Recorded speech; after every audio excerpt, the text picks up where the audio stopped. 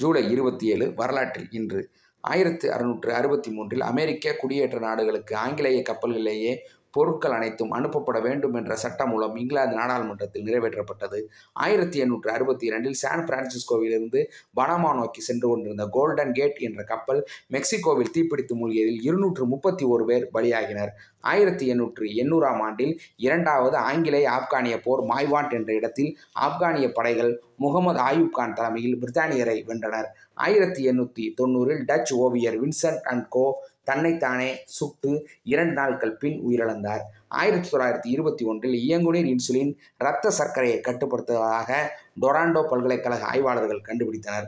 1929 போர்க்கைதிகள் தொடர்பான ஜெனீவா உடன்பாட்டில் 53 நாடுகள் கையெழுத்திட்டன.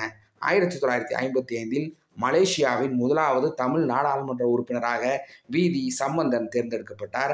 1964 வியட்நாம் போரில் அமெரிக்கா மேலும் 5000 இராணுவ ஆலோசகர்களை தென் வியட்நாமிற்கு அனுப்பியது.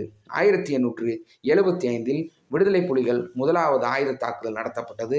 யாழ்ப்பாண மாநகர முதல்வர் ஆல்பிரட் துரையப்பா சுட்டுக் கொல்லப்பட்டார். 1990 திரிடன் டொபாகோவில் இஸ்லாமிய தீவிரவாதிகள் நடத்திய ஆட்சி கவிழ்ப்பு முயற்சியில் பிரதமர் மற்றும் அமைச்சர்களை பணைய கைதிகளாக 6 நாட்கள் கைது செய்யப்பட்டனர்.